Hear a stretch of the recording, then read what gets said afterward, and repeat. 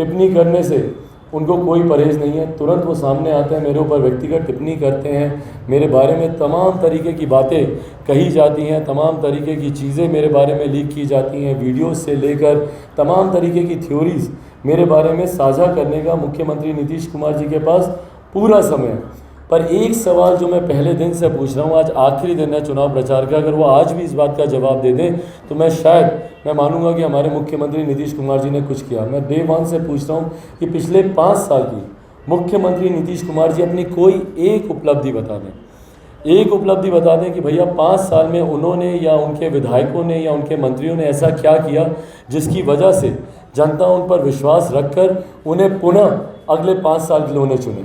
और दूसरी ये बात भी ज़रूर बताएं कि अगले 5 साल का उनका रोड मैप क्या है। पूरा चुनाव प्रचार समाप्त हो गया, उसमें सिर्फ हम लोग ये सुनते रहे कि भैया हमने तो इतना काम किया है, हमने तो इतना काम किया है, हमारा तो सेवा ही हमारा धर्म है, सेवा के बिना हम कुछ जानते ही नहीं हैं। भैया सेवा में आप किए क्या, बता तो दीजिए एक बार, एक जानकारी तो बताइए कि पिछले 5 साल में सेवा करते करते आपका मेवा की तो जानकारी सबको पता चल गई, जो भ्रष्टाचार आपने किया, पर सेवा में आपने किया क्या जनता के लिए। या अगले 5 साल अगर आप मुख्यमंत्री बनते हैं तो आप बताएं कि आप उसमें क्या करेंगे। जितनी जानकारी मुझे है, शायद संभवतः साहब उसी तरफ कहीं रुके हुए हैं, सीमांचल के इलाके में ही कहीं उस तरफ उनका रात्रि उनका ठहरने का उनका कार्यक्रम था। अगर रुके हैं तो मैं उस क्षेत्र की जनता से मैं आग्रह करूंगा कि भैया उस इलाके में सबसे ज़्यादा बाढ़ के पानी से लोग परेशान रहते हैं। मैं आग्रह करूंगा आप लोगों के माध्यम से कि जनता जाए वहाँ पर, पूछे कि साहब बता दो दीजिए कि अगले 5 साल आपकी क्या योजना है कि बिहार में बाढ़ से हम लोग परेशान नहीं हो, उसके लिए हम लोग को विस्थापित होना नहीं पड़े, अपना घर बार छोड़कर हम लोग को नहीं जाना पड़े। एक कोई अपना रोड मैप बताएंगे कि नहीं बताएंगे मुख्यमंत्री नीतीश कुमार जी। मैं जनता से मैं आग्रह करूंगा कि साहब के पास जाएं और साहब से जानकारी लें, अगर साहब मिलने की इजाज़त देते हैं, क्योंकि मुख्यमंत्री आखिरी बार जनता से कब मिले थे या जनसंवाद उन्होंने कब किया था, जनता के बीच वो कब गए थे, इस पर भी बहुत बड़ा प्रश्न चिन्ह है। जनता से संवाद करने में बहुत ज़्यादा वो विश्वास रखते नहीं। चुनाव की प्रक्रिया अब समाप्ति के कगार पर है। 2 चरण के चुनाव हो चुके हैं और तीसरे चरण के लिए आज का आखिरी दिन है प्रचार का। कुछ घंटों के बाद बिहार में चुनाव प्रचार रुक जाएगा और 7 तारीख को मतदान होगा और 10 तारीख को नई सरकार बनेगी। आज आप लोगों से ये जानकारी साझा करना चाहता हूँ कि 2 चरण के जिस तरीके से रुझान मेरे सामने आ रहे हैं, बहरहाल 10 तारीख को जब परिणाम भी आएंगे तो उस वक्त इस बात को आप लोग सब मानेंगे। आज अगर मैं कहूँगा तो लगेगा कि मैं अपनी पार्टी या अपने गठबंधन को लेकर ज़्यादा उत्साहित हो रहा हूँ, पर हाँ इतना स्पष्ट है कि जिस तरीके से लोक जनशक्ति पार्टी के तमाम कार्यकर्ताओं में खुशी की लहर है 2 चरण के बाद, और जिस तरीके से प्रत्याशियों में उत्साह देखने को मिल रहा है, तो एक बात स्पष्ट है कि लोक जनशक्ति पार्टी के अधिकांश प्रत्याशियों की पहले चरण दूसरे चरण, और क्योंकि मैंने पूरा समय लेकर पूरा फीडबैक इसका मैंने लिया है तमाम प्रत्याशियों का, अधिकांश सीटों पर हम लोग की जीत सुनिश्चित है। और कई जगह ऐसी हैं, आप सबकी भी जानकारी में है, जहां पर मुकाबला अब सीधा लोक जनशक्ति पार्टी से ही है। तो ये बात स्पष्ट है कि 10 तारीख को जब परिणाम आएंगे, इससे पहले कि आप में से कोई संख्या पूछे, संख्या बताने की बजाय इतना ज़रूर मैं स्पष्ट करके बता दूंगा आप लोगों को कि भाजपा के नेतृत्व में जो मैं डे 1 प्रचार की जब से शुरुआत हुई थी उस दिन से मैं इस बात को कह रहा हूँ कि भाजपा के नेतृत्व में भाजपा लोजपा सरकार बनेगी। इसमें अब इसके बाद कोई संदेह बचता नहीं है। और बल्कि मैं आग्रह भी करूँगा कि जितने बिहारी हैं, जो भी चाहता है कि भैया भाजपा के नेतृत्व में सरकार बने, भाजपा लोजपा की सरकार बने, एक भी मत अपना बर्बाद नहीं करें जनता दल यूनाइटेड को देकर। इस बात को मैं पहले भी मैं कह चुका हूँ, इस बात को मैं पहले भी कह चुका हूँ कि एक एक वोट जो जनता दल यूनाइटेड के प्रत्याशियों को जाएगा वो कहीं ना कहीं बिहार को बर्बादी की कगार पर लाकर खड़ा कर देगा। पहले ही पलायन की समस्या से हम लोग इतने ज़्यादा परेशान हैं। पिछले 15 सालों में जिस तरीके से मुख्यमंत्री नीतीश कुमार जी की नीतियों की वजह से बिहार से पलायन और ज़्यादा बढ़ा है, जिस तरीके से मुख्यमंत्री जी के कारण से बिहार की व्यवस्था और ज़्यादा खराब हुई है, उसी वजह यही तमाम चीज़ें कारण हैं कि आज की तारीख में जनता दल यूनाइटेड के तमाम प्रत्याशियों से और मौजूदा मुख्यमंत्री नीतीश कुमार जी से जनता का विश्वास, बिहारियों का विश्वास पूरी तरीके से उठ चुका है। आज साथियों, जब मैं यहाँ आप लोगों के बीच मौजूद हूँ, हम लोग सब जान रहे हैं कि तीसरे फेज़ में चुनाव चल रहा है। अधिकांश हिमाचल का हिस्सा उसमें चुनाव मतदान में लोग जाएंगे अपना मत डालने वहाँ पर। आज मैं जानना चाहता हूँ मौजूदा मुख्यमंत्री से, और जब से चुनाव की शुरुआत हुई है तब से मैं उनसे बार बार ये सवाल कर रहा हूँ, मुख्य में रखें, भ्रष्टाचार को सबसे ज़्यादा ध्यान में रखें। कोई ऐसा क्षेत्र नहीं है, साथ नशे हो, शराबबंदी हो, बाढ़ हो, कोई ऐसा क्षेत्र नहीं है जहाँ पर मुख्यमंत्री ने भ्रष्टाचार नहीं किया। मुझे लगता है बिहार के इतिहास में सबसे भ्रष्टाचार करने वाला कोई, सबसे भ्रष्टाचारी मुख्यमंत्री कोई होगा तो मौजूदा मुख्यमंत्री नीतीश कुमार जी होंगे। और मैं जो फर्स्ट टाइम वोटर्स हैं उनसे मैं आग्रह करूँगा कि भाई हम लोगों को नहीं पता, और आप लोगों को तो खासतौर पर नहीं पता, जो बार बार ये बोलते हैं कि 15 साल पहले जंगल राज था, 15 साल पहले जंगल राज था। हम लोगों ने जो देखा, आपके 15 साल हम लोगों ने देखे, आप अपने पहले 15 साल का हिसाब दीजिए। मैं जब दिल्ली में था, बम्बई में मैं काम कर रहा था, तो वहाँ पर जब मुझे बिहारी कहकर जब अपमानित किया जाता था तो उस वक्त बिहार के मुख्यमंत्री नीतीश कुमार जी आप थे।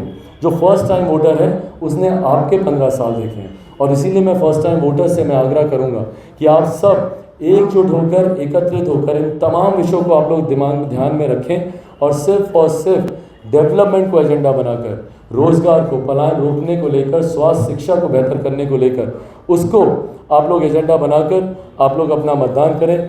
और मैं पुनः तमाम बिहार वासियों से, बिहारियों से मैं ये आग्रह करूँगा, बिहार फर्स्ट, बिहारी फर्स्ट जिस तरीके से आप लोगों के सामने हम लोग लेकर आए हैं, उसमें शायद ही बिहार की कोई एक ऐसी समस्या हो जिसका हम लोगों ने प्रमुखता से उसमें जिक्र ना किया हो, जिसमें मुझे लगता है गठबंधन के भीतर उसकी चर्चा करने से पहले सार्वजनिक तौर पर उस नामों का खुलासा करना, मुझे नहीं लगता गठबंधन धर्म के लिए उचित है।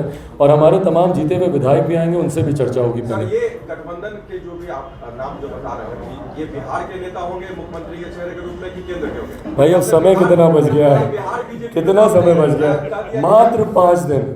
द काउंटडाउन बिगिंस, 5 4 3 2 1, मुख्यमंत्री की विदाई और एक नई सरकार का आगमन, सिर्फ 5 दिन।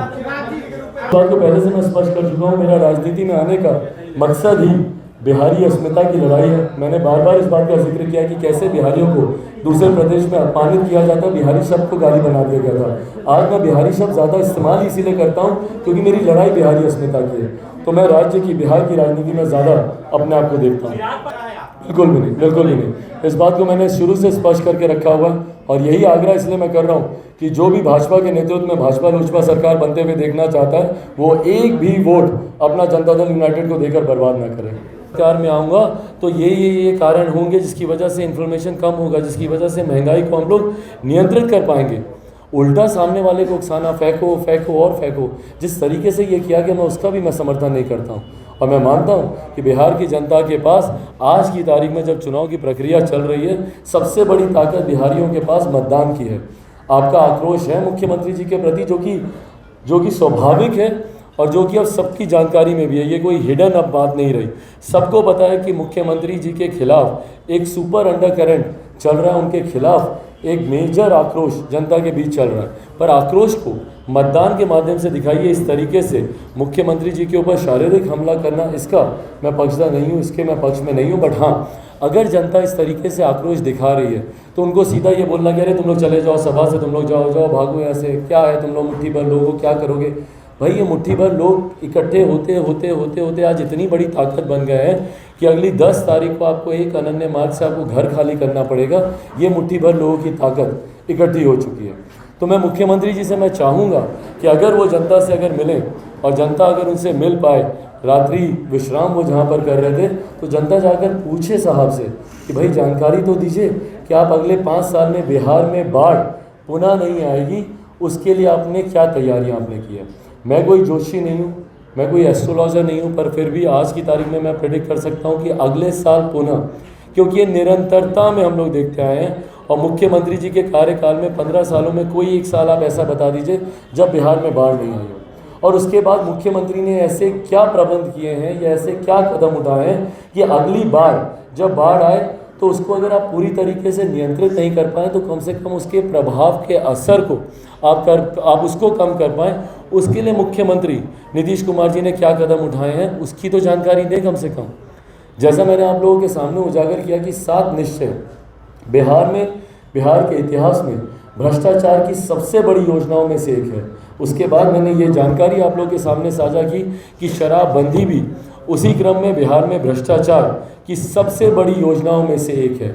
शराबबंदी की विफलता, इससे पहले तो जब खुलेआम मिलती थी तो कहीं ना कहीं राजस्व आता था, बट अब मुख्यमंत्री बताएं कि ये जो ब्लैक का पैसा है, जो तस्करी का पैसा है, ये पैसा किसकी जेब में जा रहा है? आपकी राजनीतिक महत्वाकांक्षाओं को पूरा करने के लिए ये पैसा इकट्ठा किया जा रहा है। 2024 में आप प्रधानमंत्री पद के दावेदार बने, उसके लिए ये पैसा अर्जित किया जा रहा है। ये पैसा जा कहाँ रहा है? क्योंकि शराब तो खुलेआम बिक रही है, इसमें किसी को संदेह नहीं है। किसी एक आम बिहारी को चौक चौराहे, चाय की दुकान, नुक्कड़ पर, कहीं पर भी आप पकड़ के पूछ लीजिए कि भैया बिहार में शराब मिलती है क्या, उसका तुरंत छूटते जवाब होगा, मिलती, होम डिलीवरी होती है भैया, घर पर आके देके जाता। तो ये हर बिहारी को पता है। ये सबसे बड़ी एक और भ्रष्टाचार की योजना है। जनता दल यूनाइटेड के प्रत्याशियों का हारना बहुत ज़रूरी है। मौजूदा मुख्यमंत्री नीतीश कुमार जी का हारना बहुत ज़रूरी है। इनकी वजह से बिहार बर्बाद हुआ, भ्रष्टाचार में डूब गया, बिहार की बिहारियों को पलायन के लिए मजबूर किया गया। तो मैं पुनः आग्रह करूंगा आप सबके माध्यम से कि मौजूदा मुख्यमंत्री नीतीश कुमार जी को दिया हुआ एक एक वोट बिहार को बर्बादी की कगार पर लाकर खड़ा कर देगा। अब कोई सवाल, मैं सब आपको गिना इसलिए रहा हूँ क्योंकि अगली सरकार में इन सब चीज़ों की जांच होगी और मुख्यमंत्री तक यकीनन इसकी आंच आएगी। और जो मुख्यमंत्री बोलते हैं कि भैया ज़ीरो टॉलरेंस है हमारा करप्शन के प्रति, उन मुख्यमंत्री को मैं ये जानकारी मैं देना चाहता हूँ जो मुख्यमंत्री इस बात को प्रमुखता से कहते हैं कि भैया करप्शन, भ्रष्टाचार के खिलाफ हम कोई समझौता नहीं करते, हमारा कोई टॉलरेंस नहीं रहता भ्रष्टाचार को लेकर। तो मुख्यमंत्री बताए ना कि भैया बाढ़ हर साल आती है हमारे प्रदेश में, हर साल बाढ़ आती है और हर साल आप बाढ़ राहत के नाम पर आप एक बड़ी राशि आप निकालते हैं अपने खजाने में से। हर साल ये राशि निकाली जाती है। बताएं मुख्यमंत्री कि ये पैसा जाता कहाँ है? क्योंकि तटबंध आपके हर साल टूटे हुए मिलते हैं, बाढ़ का प्रकोप हर साल उल्टा बढ़ता ही जाता है। इस साल जिस तरीके से बाढ़ आई, इस साल जिस तरीके से बिहारियों को विस्थापित होना पड़ा, जिस तरीके से उनको परेशानी झेलनी पड़ी, फिर आपने बाढ़ राहत के नाम पर आपने एक बड़ी रकम निकाली, पर वो रकम जाती क्या है? और ये आप हर साल निकालते हैं। भैया ताज्जुब होता है मुझे कि बिहार एक ऐसा प्रदेश बन गया है जहाँ पर हर साल बाढ़ के लिए आप रकम आप निकाल के देते हैं और उसके बाद हर साल बाढ़ की वही हालत होती है, वही स्थिति होती है। एक बरसात में फिर आपके तटबंध टूट जाते हैं। तो ये पैसा जाता क्या है साल दर साल, साल दर साल? आप मुझे पिछले 15 साल में कोई एक ऐसी पुख्ता योजना